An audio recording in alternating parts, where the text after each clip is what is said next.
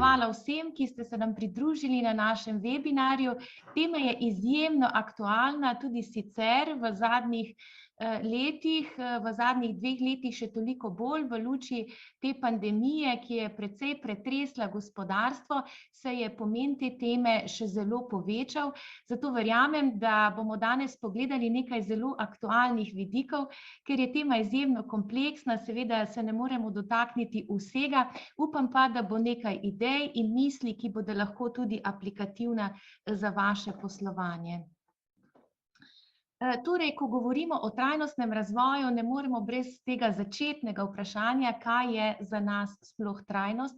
Torej, ne moremo preiti na trajnostno nabavo, ne da bi si odgovorili, kaj v kompleksnosti tega pojma trajnostnega razvoja, ki vemo, da vsebuje tako socialno, ekonomsko, kakor tudi okoljsko komponento, ampak hkrati vemo, da so toliko tudi teh presečišč med temi pomembnimi stebri, ki so pač za različna podjetja, organizacije različno pomembna.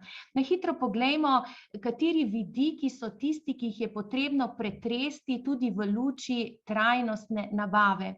Namreč prepogosto se v podjetjih in organizacijah dogaja, da stvari gledamo parcialno in sektorsko in da je za trajnostni razvoj pač odgovoren določen oddelek, določene osebe in da so določeni drugi deli podjetja relativno nedotaknjeni s tem načinom razmišljanja.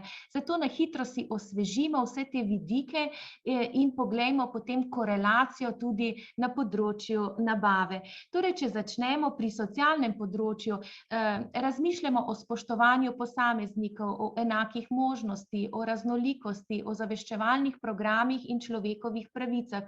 To so zelo močni stebri. Potem imamo seveda ekonomski vidik, ki ima konstantno rast donosnosti, ki je ključen ta ekonomski kazalec upravljanja s tveganji in seveda skupna donosnost delničarjev. In če imamo potem ta tretji večji steber, okoljski steber, je skladnost z dovoljenji, licencami, upravljanje biotske raznovrstnosti, emisije v zrak, seveda povezano z podnebnimi spremembami, uporaba vode, kemikalij, izpustov, ravnanje s odpadki. Potem imamo pa te tako imenovane presečiščna polja, ki so prav tako zelo pomembna, pač odvisno, kakšen vpliv in vtis imajo na našo organizacijo. Torej, če pogledamo ta socioekonomski vidik, seveda zaposlitve, kakovostne zaposlitve, številne zaposlitve, usposabljanje in razvoj, lokalno gospodarstvo in podjetništvo, to postaja vse pomembnejša tema, torej tudi sociala in krepitev lokalne skupnosti in v tem kontekstu tudi razna sponzorstva. Potem, če pogledamo ta ekoekonomski del, seveda učinkovita raba energije, to je zelo pomembno, torej z ekonomskimi kazalniki, učinkovita raba energije in seveda ta globalna energetska vprašanja, ki so tudi povezana z dostopnostjo do energije in tudi energetsko dostopnost z vidika cene, ne samo nabave. Poglejmo še ta socio-okoljski del, gre za zdravje in varnost, izjemno pomembna vprašanja, zakonodajo in predpise in seveda podnebne spremembe in krizno upravljanje, kar se v bistvu dotika tudi vseh ostalih področij. Torej, v luči vseh teh vidikov vemo, da gre za kompleksna vprašanja in da vsi, ki se ukvarjamo s trajnostjo in tisti, ki so posebej specialisti za nabavo, trajnostno nabavo, vejo, da pravzaprav gre za kompleksna vprašanja, ki jih nikoli ne moremo v celoti holistično obdelati, da ne gre za doseganje nekih statičnih ciljev, ampak smo nenehno na poti in nenehno stvari nadgrajujemo. Seveda vse ti vidiki so nekako povzeti v teh ključnih globalnih trajnostnih izzivih, ki jih je pred časom že definiral OZN. Vsi vemo in poznamo teh 17 tudi zelo kompleksnih ciljev, ki jih tako ali drugače zasledujemo. Ampak ključno je torej, kaj kažejo izkušnje vsaj zadnjih 15 let, da je ključno tudi ta izbira našega fokusa. Se pravi, podjetje, organizacija, ki želi odgovoriti na vse, se hitro izkaže, da je potem neuspešna, kajti če nimamo fokusa, potem svoje resurse razpršimo in učinek je potem manjši, kot bi lahko bil, kot če imamo fokus. Torej, preden gremo zares na ta nabavni vidik, torej je potrebno opraviti domačo nalogo z vidika trajnosti. Potrebno je odgovoriti, kakšna je naša trajnostna strategija, katera področja trajnosti predvsem želimo nagovoriti, kaj želimo spremeniti, katere cilje doseči in predvsem dati prednost in pa bistvenost na določena področja, kjer želimo narediti posebej pomembne premike. Torej, izhajamo iz svojega namena, poslanstva, definiramo svoje bistvenosti ali prevod iz angleščine materialnosti.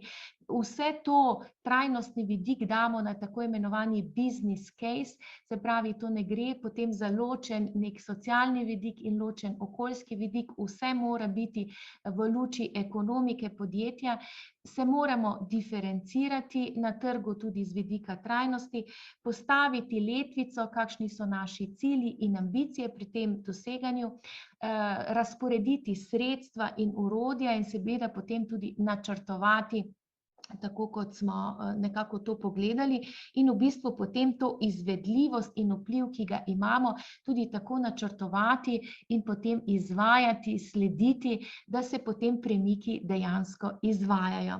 Ko naredimo nekako to domačo nalogo, vemo, da tudi ta domača naloga se ne naredi enkrat za vselej, ampak je tudi nenehno nadgrajujemo in v bistvu iščemo tiste najbolj optimalne poti za naše podjetje, organizacijo. Vemo, da vsak človek ima svoj unikaten DNK, tako ima tudi vsaka organizacija, vsako podjetje, nekaj, kar je za eno podjetje lahko dobra praksa, je za drugo težko izvedljivo, zato je potreben ta bazični osebni razmislek v našem podjetju.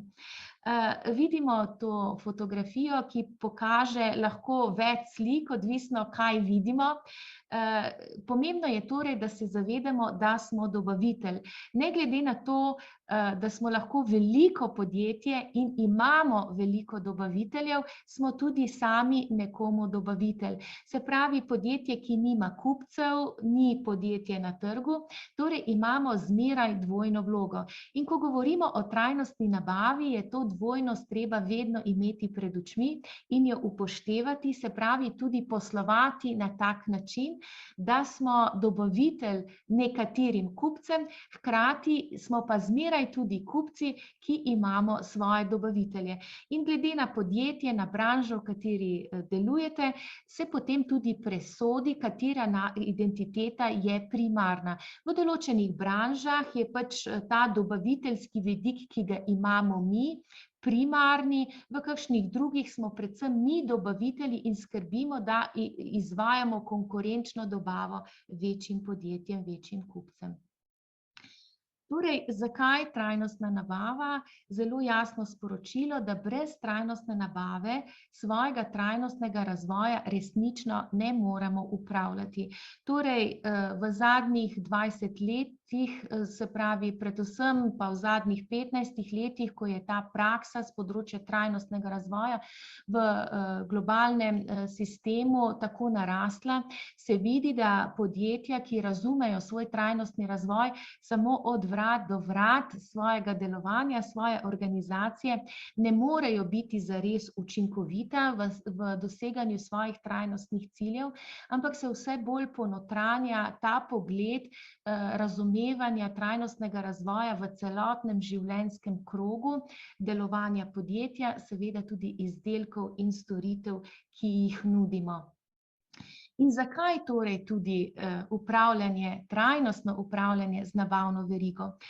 Ta graf, ta prikaz se mi zdi izjemno koristen, Sicer je narejen tako panožno in seveda ni nujno, da se človek nenehno ali pa takoj prepozna v tem, ampak vseeno dobimo pa občutek o tem branžnem vtisu dobavnih verig. Namreč vidimo, da za precejšnji obseg podjetij in se pravi podjetij v različnih branžah je neposredni odtis, trajnostni odtis, ki ga lahko dosežejo za svojim prizadevanjem, glede na 100-odstotni odtis, ki ga imajo, se pravi tako na ekonomskem, družbenem, kakor tudi okoljskem področju, je lahko relativno majhen. To, recimo, če jih samo nekaj naštejemo, gre za branžo hrane, pijače, finančnih storitev, telekomunikacij, bank, medijev, se pravi teh storitvenih sektorjev. Ta del, ki ga upravljajo trajnostno sami, je relativno majhen. In pravzaprav največje, najobsežnejše cilje, ki jih lahko dosegajo na področju trajnosti, jih lahko dosegajo samo v partnerstvu za svojo dobaviteljsko mrežo, za dodano vrednostjo svoje dobaviteljske verige. Seveda imamo tudi tiste dejavnosti, zlasti gre za dejavnosti nafte, plina in tako naprej, ki imajo, se pravi, to primarno pridobivanje teh primarnih resursov, se pravi, tu lahko podjetja sami naredijo ogromno in je ta dobaviteljski vidik relativno manjši, ampak v bistvu tako, če se prepoznamo v branži, v kateri delujemo, dobimo občutek, kako zelo, zelo pomemben je partnerski vidik sodelovanja z dobavitelji v tem celotnem kontekstu trajnostnega razvoja in doseganja trajnostnih ciljev. Torej, če smo kjerkoli na tem segmentu našega delovanja, vemo, da trajnostnih velikih ciljev in pomembnih ne moremo dosegati sami. Seveda, en drug pogled pa je, kako dosegati te cilje z nabavno verigo. Grafi so seveda lahki za prikazovanje, tudi določene sheme enostavno zrišemo, vemo pa, da življenje pripoveduje svojo zgodbo in da pogosto tudi naše želje in naši cilji ne naletijo vedno na ušesa zunanje javnosti ali tudi naših dobaviteljev, kakor bi si želeli. Po eni strani torej spodbuda, zakaj? Torej, po eni strani, kar smo rekli, je že zato, da dosegamo svoje cilje, ki jih ne moremo dosegati sami, zaradi kompleksnosti odtisa, ki ga prispeva naša dobaviteljska veriga.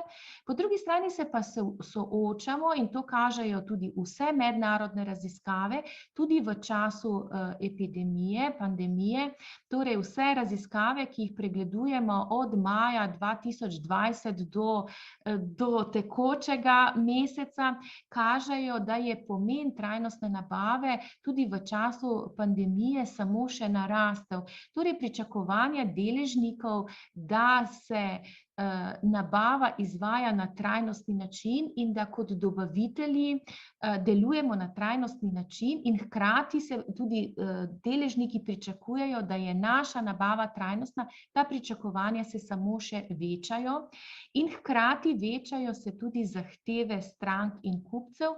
Tudi, kot rečeno, v času pandemije individualni kupci, ne samo business to business, izražajo še neko večjo intenco po tem, da izbirajo po kriterijih tudi trajnostnega razvoja. Vemo, da v bistvu te trajnostne verige so pomembne tudi z vidika trdoživosti oziroma odpornosti, kar pa pomeni tudi dodana vrednost v ekonomskem smislu. Kar je pa za našo tržno konkurenčnost pomembno, tako z vidika nas kot dobaviteljev, kakor nas kot naročnikov in upravljavcev naše trajnostne dobavne verige, je, da natančno pregledamo, kakšna je usposobljenost dobavne verige. Tu so na trgu zelo, zelo velike razlike. Določene nabavne verige so se v zadnjem desetletju ali še kaj več relativno že zelo preoblikovale, kajti tisti ta veliki naročniki so že v zadnjem času izvajali precejšnje pritiske, tako s korenčki, kakor tudi s palicami, tako da so določene dobavne verige že v določenem smislu transformirane ali pa so na poti transformacije. Po drugi strani, kar je zelo pomembno z vidika konkurenčnosti, upravljanje naše trajnostne verige je, kako lahko dostopamo do podatkov. Verjamem, da vsi, ki ste se že šli ogljični odtis, ali še tisti, ki ste pogumnejši in ste izvedli že LCA analizo, verjamem, da ste trčili ob razne izzive, ko je bilo težko priti z vidika dobaviteljev do primarnih podatkov. In tu se potem pomagamo z raznimi sekundarnimi bazami podatkov, ker na določenem področju dobaviteljska veriga še ni tako zrela, da bi sama upravljala s svojim trajnostnim razvojem na analitičnem nivoju in da bi lahko potem to tudi poročala. Naslednja etapa tega razvoja je pomembno, na kakšni fazi je razvoj sodelovanja med naročniki in dobavitelji. Po eni strani en steber je, kot vidimo, to merjenje, česar ne moremo meriti, tega ne moremo upravljati in ravno na področju merjenja imamo določene izzive, ne samo v Sloveniji, ampak tudi na globalnem trgu. To poslušamo na vseh mednarodnih konferencah in vsi ta veliki igralci govorijo, da je tu še veliko naloge. Hkrati je pa za razvoj nabavne verige v trajnostni smeri pomembno sodelovanje. Nekaj več povemo v nadaljevanju. Torej, zahteve kupcev, to je tisto, na kar najbolj vsi trzamo, če želimo obstati na trgu in biti konkurenčni. Končni kupci postavljajo trajnost vse višje in v bistvu mlajše generacije, ki se vse bolj povzpenjajo po lestvici kupne moči in svoje angažiranosti na trgu, so tisti, ki dajejo še večjo težo in v tem ta raziskava je iz maja 2020, globalna raziskava, ki govori o tem, da v času pandemije je ta poudarek kupcev še večji in v bistvu se odločajo še bolj ozaveščeno in še bolj trajnostno. Se pravi, kupci iščejo podatke, kupci želijo vedeti. Ni dovolj, da so dobavitelji anonimni, ni dovolj samo, da je nekaj kvalitetno po pravi ceni, ampak želimo vedeti, kje je to narejeno, ali je to narejeno z dostojnim delom, so bile upoštevane človekove pravice, ali je to podjetje skrbi za podnebne spremembe in še marsikaj drugega želimo vedeti, zato da se potem odločamo bolj ozaveščeno. Še nekaj torej o premisleku, zakaj se podjetja odločajo za transformacijo svoje nabavne verige. Vemo, da to ni lahek korak, da to gre za ogromne korake, ki so kakor kvas, ki morajo prekvasiti postopoma celotno podjetje, ampak kaj je tisti vzgib in tisto gonilo, ki nas prepričuje, da na to pot gremo in to vse jasneje in vse odločneje. Podjetja morajo prevzeti odgovornost za svoj vpliv na širšo družbo, torej se spomnimo tistega grafa, da tega vpliva ne moremo prevzeti, če ne obvladujemo tudi sodelovanja in odtisov, ki jih pušča naša dobaviteljska veriga. Hkrati želimo povečevati svojo konkurenčnost na trgu, seveda tu je v korelaciji z zahtevami naših kupcev, bodisi business to business ali pa končnih potrošnikov. Ključna je skladnost, kajti vse nove zahteve, tudi zakonodajne, predvidevajo od podjetij, da obvladujejo tudi dobaviteljsko verigo in skladnost poslovanja se vse manj nanaša samo na našo organizacijo in podjetje, ampak na celotno vrednostno verigo in seveda tudi upravljanje s tveganji. Smo sredi tega časa, ko vemo, kako pomembno za obstoj in konkurenčnost podjetij je ravno obvladovanje tveganj in tu se vidi, kaj se zgodi, ko se nabavne verige pretrgajo, kako se stvari, ki so tekle tekoče, lahko hitro ustavijo, in zato je ravno nabava, ta trajnostna nabava, in trajnostna nabava ima poleg teh seveda 3 stebrov, ekonomski, socialni in okoljski, tudi ta element trdoživosti na dolgi rok. Če pogledamo torej malo drugače, ta premislek, zakaj trajnostna nabava, torej krepimo z njo odpornost, trdoživost, na ta način vzdržujemo svoje verige oskrbe, hkrati skupaj s svojimi partnerji blažimo podnebne, družbene in politične spremembe. Vidimo, da ravno te spremembe lahko tudi v temeljih zamajajo trdnost in kompaktnost naših dobavnih verig in s tem tudi naše poslovanje. Tudi kot rečeno, ta odgovornost je torej vse širše razumljena, torej gledamo čez meje svojega podjetja ali organizacije in imamo odgovornost ne samo za neposredne vplive, ampak tudi za posredne vplive.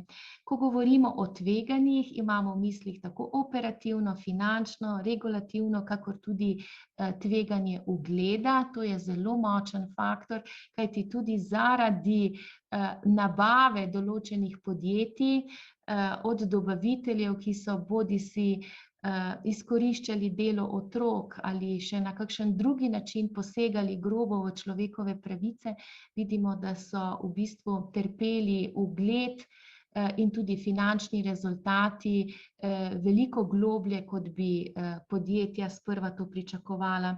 Potem so seveda, kar smo že omenili, pričakovanja naših deležnikov oziroma zainteresiranih strani, ki presegajo skladnost.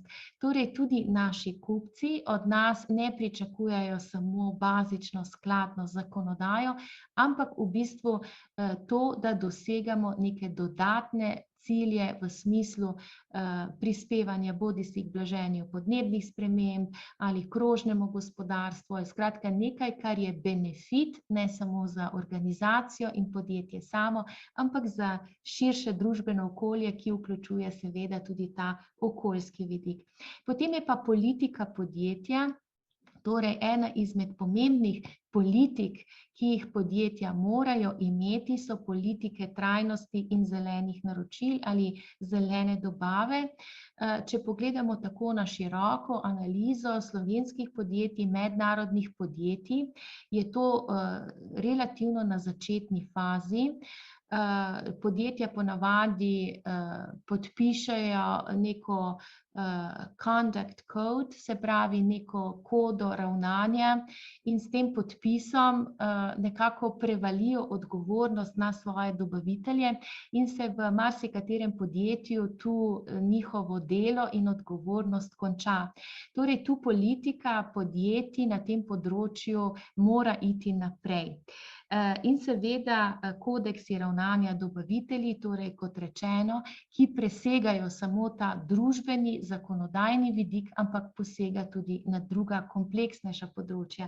In potem smo na tem zadnjem delu, ki so priložnosti, in zelo pomembno je, ko gradimo robustnost, trajnostnost svoje nabavne verige in prispevamo k njeni transformaciji, je ključno torej, da se ne ustavimo samo pri tveganjih, pri odgovornosti, ampak da vidimo tudi priložnosti.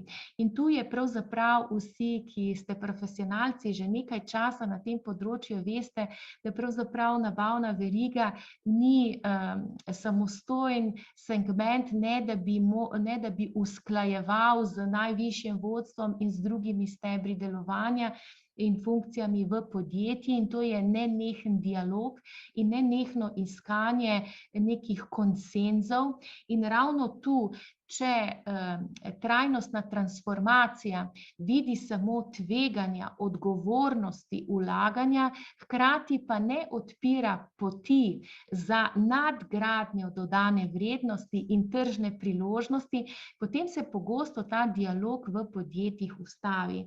In v dialogu z temi velikimi šefi trajnostne nabave na globalnem parketu zelo hitro vidimo to isto noto, ki pravijo, da če nimajo nenehno v rokavu te neke nove tržne priložnosti, ki odpirajo vrata tako varčevanju, se pravi prihranku pri stroških, kakor tudi pri odpiranju bodisi novih priložnosti na trgu z vidika izboljšanih storitev, izboljšanih izdelkov ali pa diferenciacije, ki prinašajo nek nov zaslužek, potem je ta dialog znotraj podjetja zelo otežen, ker se ustavi samo pri teh bazičnih parametrih nabave, ki so ponavadi bolj ali manj vrtijo samo okoli cene, seveda povezano s kvaliteto in tako naprej.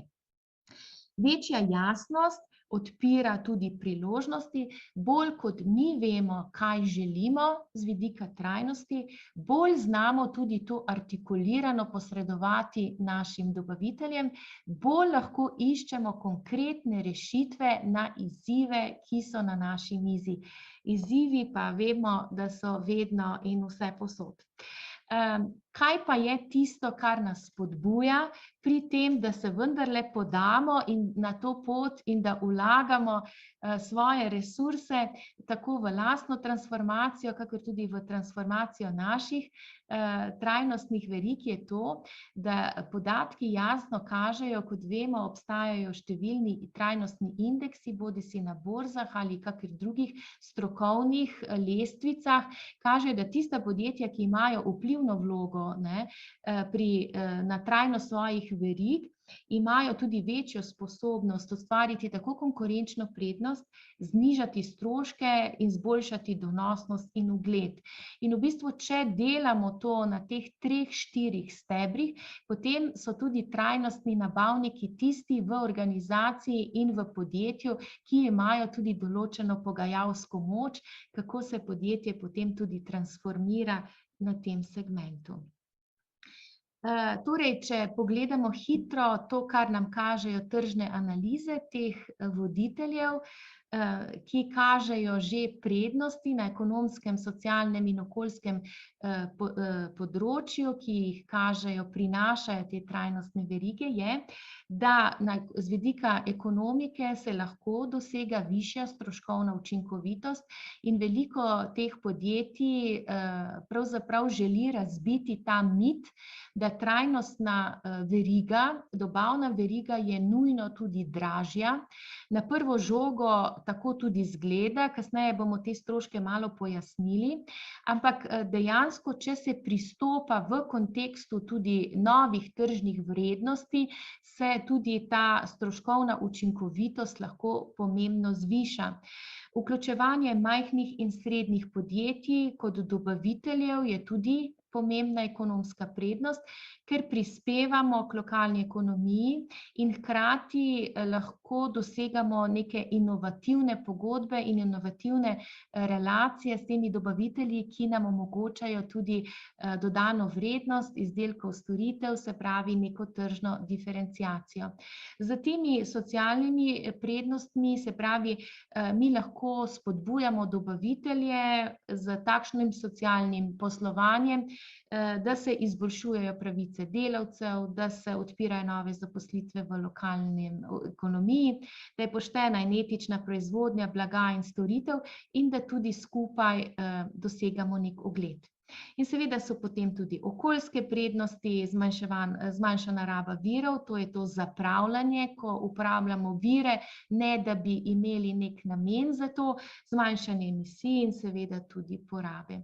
Ta graf je pravzaprav, ta slika je takšna indikativna, ki nam pravzaprav pove, kako pomembno je, da se v podjetju vključujejo vsi sektorji in ne samo sektor nabave. Ta slika v bistvu kaže, da podjetja, tista, ki že imajo kar nekaj prakse s področja trajnostne nabave pri doseganju trajnostnih ciljev svojega podjetja, kažejo, da je ta steber, ki je odgovoren za trajnostno nabavo, je približno 26%. Ostalo je veriga, nabavna veriga 47%, se pravi skoraj polovica, ki deluje po nekem svojem toku. in jo je težko transformirati, kajti sama se ne vidi kot tista, ki sliši na trajnost.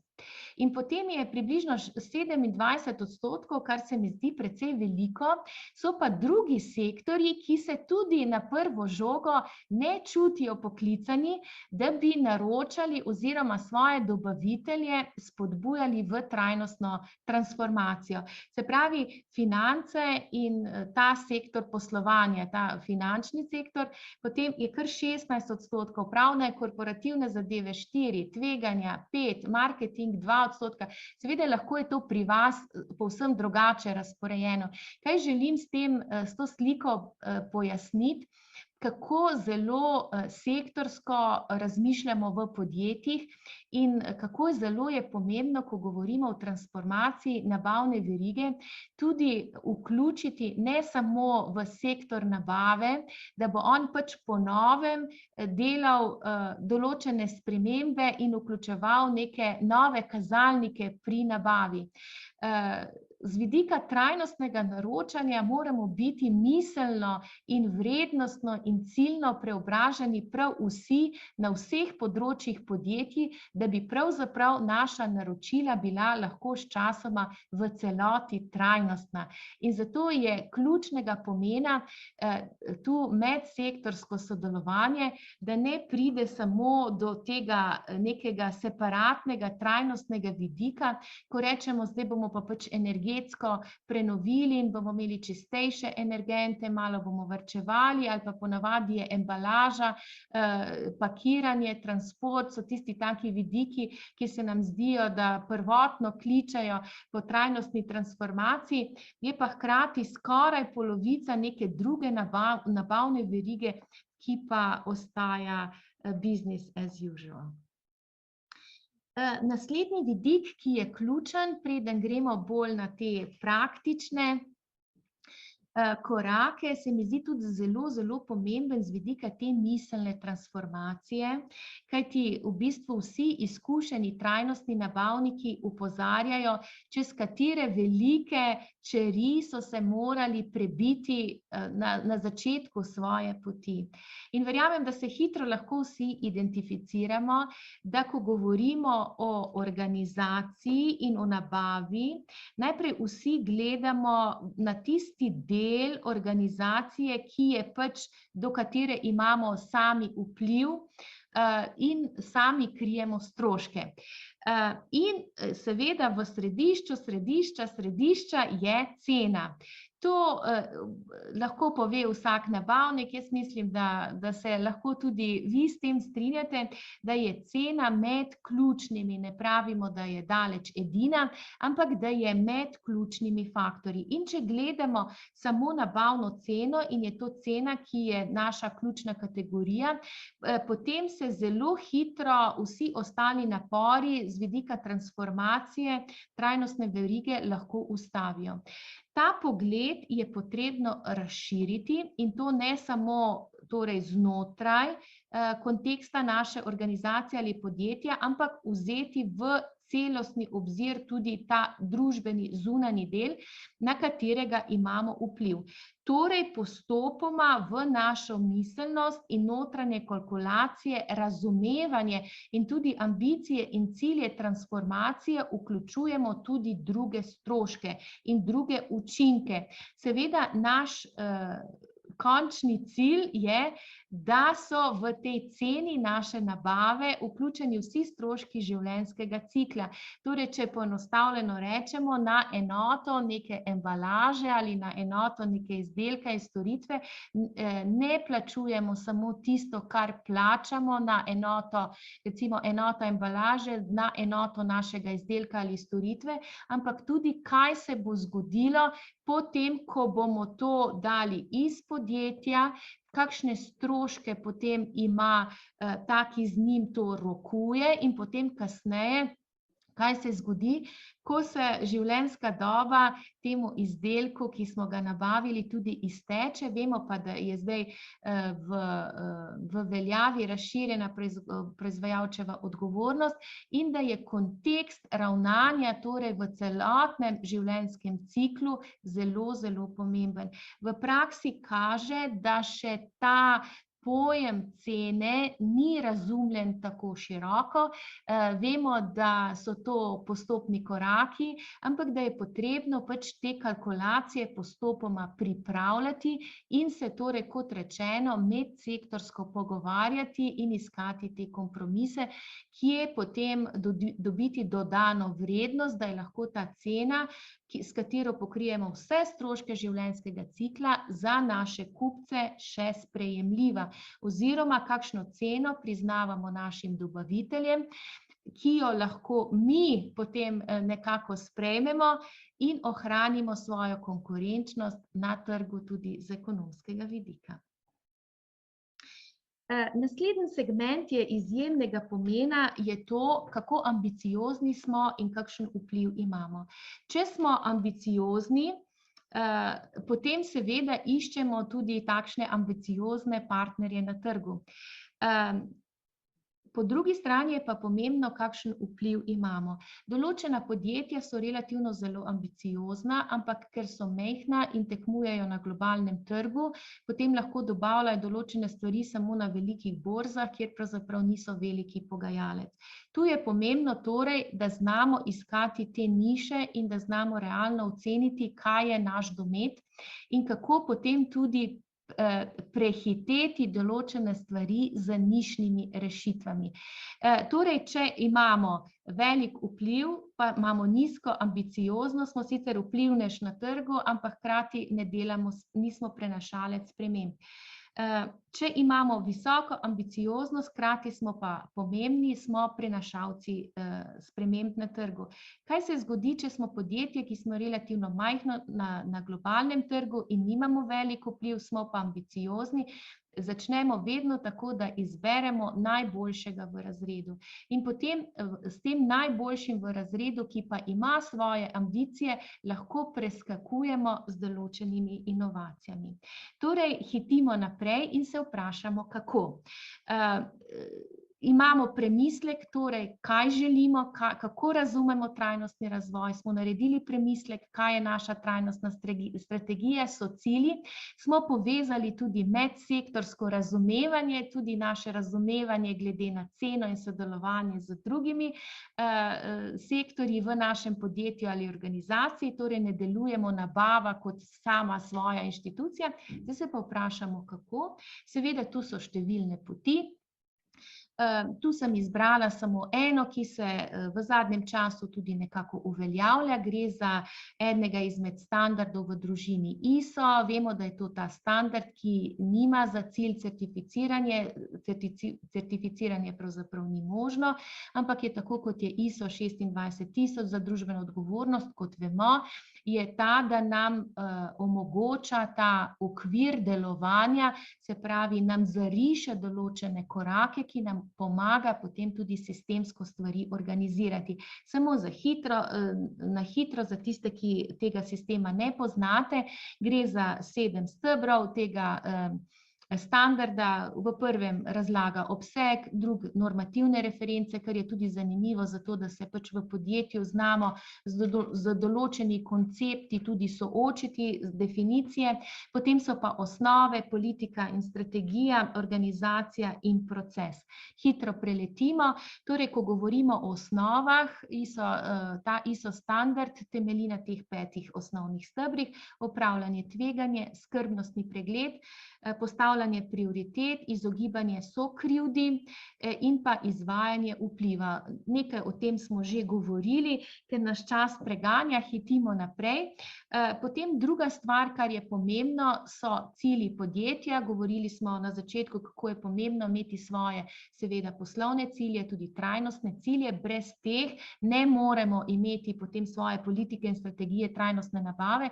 Ključno pa je, da v tem upoštevamo tudi kontekst naše dobavne verige, kajti prej smo govorili, da številne dobavne verige so v različni fazi stopnje razvoja in pripravljenosti in določene dobavne verige, če želimo mi preskakovati in dosegati določene cilje, jih moramo sorazvijati in vlagati v njihov razvoj in to je pač del naše strategije. Potem pa imamo celo ta steber, ki govori o delovanju v organizaciji. Gre za teh 6 področij: upravljanje, ta governance, ljudje, deležniki, prioritete, poročanja in pritožbe. Seveda vsako izmed teh je poglavje zase, o kateri bi lahko na dolgo in široko govorili, ampak današnji kontekst je en tak pregled relevantnih vidikov, da na podlagi tega lahko pač gremo globlje v posamezne teme, ki so nam še posebej zanimive. Potem je pa seveda ta proces trajnostne nabave, ki si naredimo načrt, določimo viri, ki so za to potrebni in potem tudi določimo sistem upravljanja in seveda potem tudi izvajanje. Kaj je smisel? Da potem pridemo do nekega mapiranja, do neke mape priložnosti in tveganj. Tu je približno 15 takih segmentov, ki, če pogledamo v nekakšnem smislu trajnostno povprečje ali pa najboljše prakse, so predvsem te ključni, kot so kupec, cena, tveganje, varnost nabave, zakonodaja, zaupanje vlagateljev, javna politika, konkurenčna prednost, pričakovanje deležnikov, zaposleni, inovacija, zaveza dobaviteljev, se pravi, koliko je dobavitelj zavezan k trajnostnemu razvoju, seveda ustvarjanje ekonomske vrednosti, osebno vodstvo in organizacijska etika so recimo ena taka področja, ki se pogosto potem tudi ocenjujemo in mapiramo te lastne priložnosti in tveganja znotraj organizacije in potem na to isto matriko mapiramo tudi naše dobavitelje in potem vidimo, kaj je nam prioritetno in hkrati po tem mapiranju lahko tudi izbiramo dobavitelje. Poglejmo torej, kje smo. Če imamo neko razmišljanje, kam želimo priti, potem imamo neke korake, neka znanja, kako lahko se tega lotimo, je pomembno torej določiti tudi svoje izhodiščno stanje. Kje smo, bodisi kot dobavitelj, če je to naše razmišljanje, ali kje smo kot upravljavci naše dobaviteljske verige. V tej predstavitvi sem se odločila za 4 stopnje, seveda je teh stopenj lahko drugače, lestvico bi lahko postavili tudi drugače, ta se mi zdi relativno enostavna, hkrati pa naredi dovolj velike diferenciacije.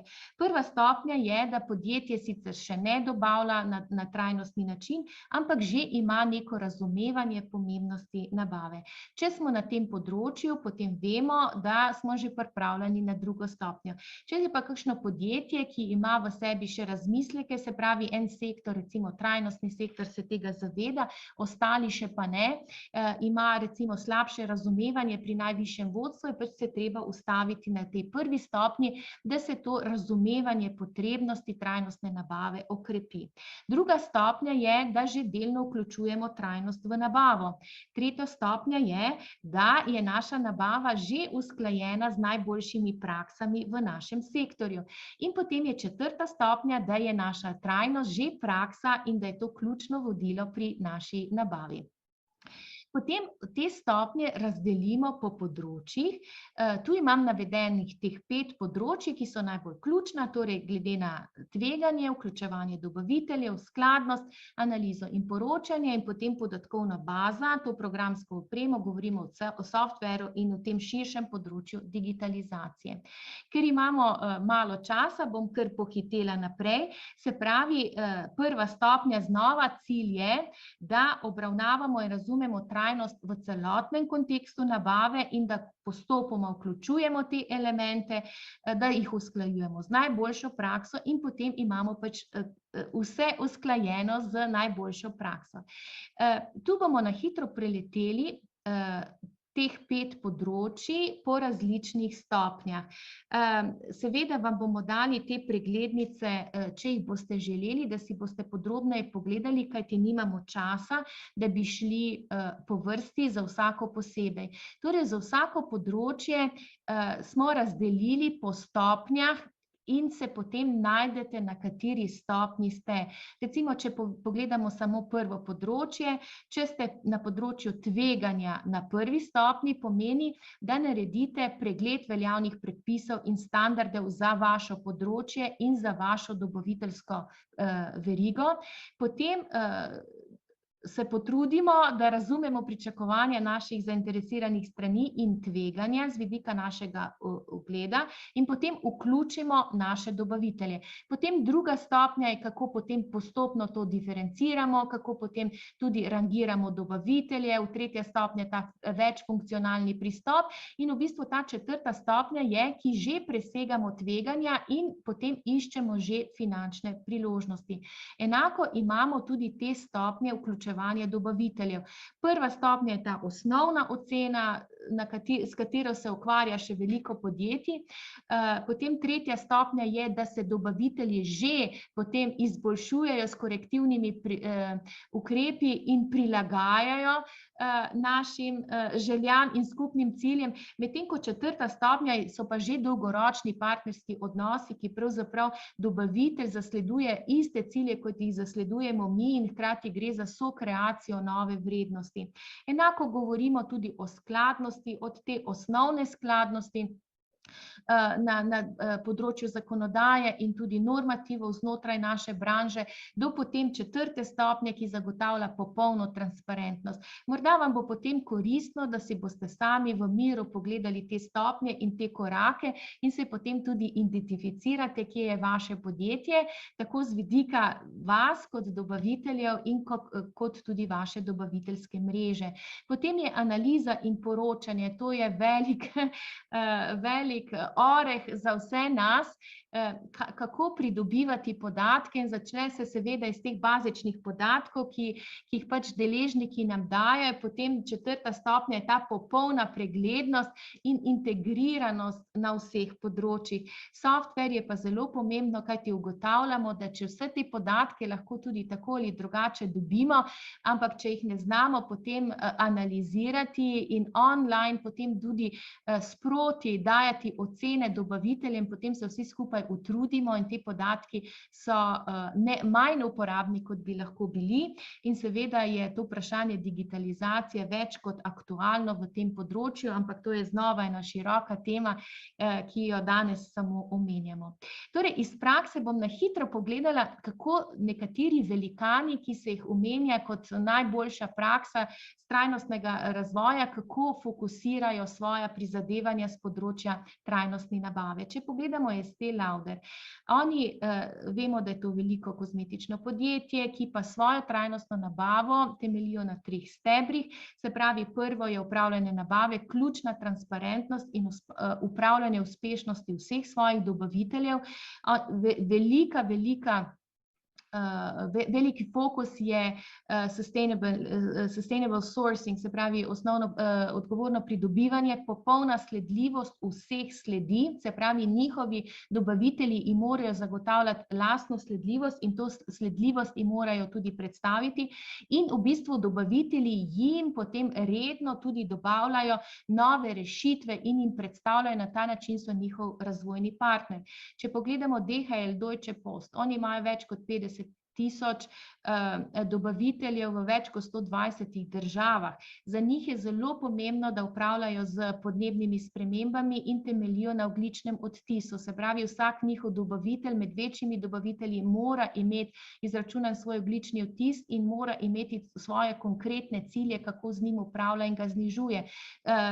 Vztrajajo na enakih priložnostih za vse na delovnem področju, preseganje zakonodajnih standardov, ker DHL sam hoče biti vzornik, svetovni vzornik, to zahteva tudi od svojih dobaviteljev na teh ključnih področjih. Če pogledamo P&G, za njih same in tudi za njihove dobavitelje je ključno tako imenovano citizenship, se pravi boljše življenje za vse, gre za to državljanstvo sveta in planeta in hkrati sami zasledujejo te cilje, da v partnerstvu z znanstvenimi dognanji preskakujejo meje in to zahtevajo zahtevajo tudi od svojih dobaviteljev. Recimo ena takih stvari je, vejo, da bojo podnebne spremembe tako lažje upravljali svoj vtis, če bodo zniževali recimo zahtevano temperaturo pri pranju, ob tem seveda, da je kvaliteta pranja nesporna. In tu so izjemni napredki ravno z nekimi novimi znanstvenimi odkritji. In tu iščejo pač tovrstne dobavitelje, ki so partnerji pri tem napredovanju. Ker takih dobaviteljev še ni tako veliko, tudi P&G financira razvoj dobaviteljev. To je ključno, kar smo prej rekli, če naša dobaviteljska mreža nam je cokla v razvoju in naši doseganju trajnostnih ciljev, potem podjetje, če to zmore in če vidi v tem ključno priložnost, investira v razvoj dobaviteljske mreže. Oni seveda enako spolov, potem poudarjajo zase in za svoje partnerje, dobavitelje, responsible sourcing, to je pravzaprav pri vseh, podnebne spremembe in zmanjševanje odpadkov z krožnostjo, kajti pri njih je pač ta segment embalaže izjemno velik.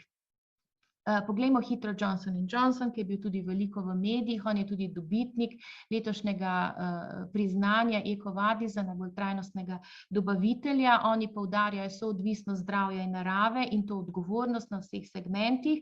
In kar je ključno, če se spomnimo tiste zrcalne slike, smo dobavitelji in imamo dobavitelji, oni pripravljajo trajnostne programe zase in jih hkrati zrcalijo na svoje dobavitelje.